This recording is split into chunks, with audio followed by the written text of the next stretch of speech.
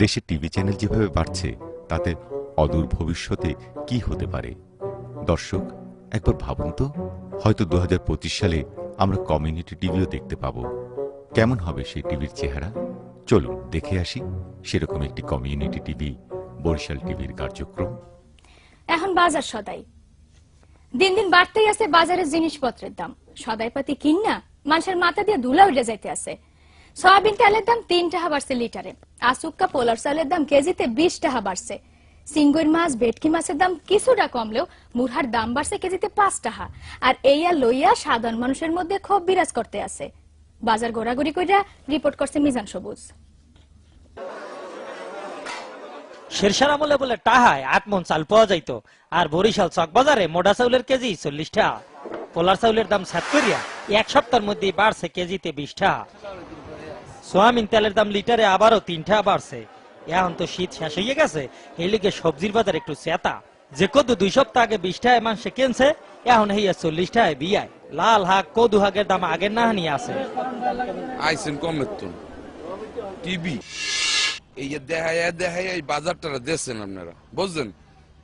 এই হাক না ডেড়া, এই যে দেখেন মুই কিনছি একখান লাউ কদ্দু, এই দাম 30 টা, আগে ছিল 3 টা 5 টা 10 টা।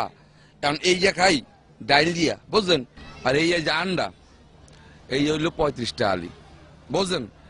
এই তো খাই না মোরা দেখি। আপনারা যা অর্থে আছেন দেশে তলাইছেন, আমরাও লোক কোন কথা না, টিভি দেখা তলাইছেন। ঢাকার নাহান আন্ডার দাম বরিশালে না বাড়লেও আলি হইছে 35 টাকা। মাছের বাজার কিছুটা ঠিক থাকলেও সিঙ্গুর মাছ, চান্দা মাছ, ভেটকি মাছ, হুল মাছ আর টাহি মাছের দাম একটু বাড়তি চলতে আছে। এই রুই মাছ আগে বেচতাম 150 টাকা কেজি, 200 টাকা কেজি, এখন আইলি 800 টাকা কেজি। ভাই, মাছের বাজার কেমন দেখলেন?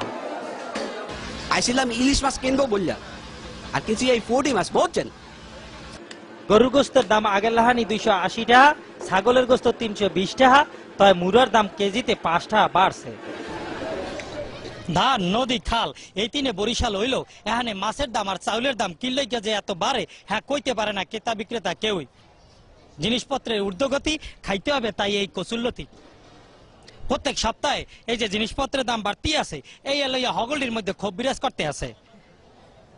সুবেদার শেরশাহ যদি এই আমলে আবার পুনর্জন্মন করতে, তো এই জিনিসপত্রের ঊর্ধ্বগতি দেখিয়া আবারও হার্ট ফেল করিয়া মরিয়া যাইতে। বাজারের এই দুর্দশা থেকে বাঁচতে চায় বরিশালবাসী। মিজান সবুজ, বরিশাল চকবাজার, বরিশাল টিভি।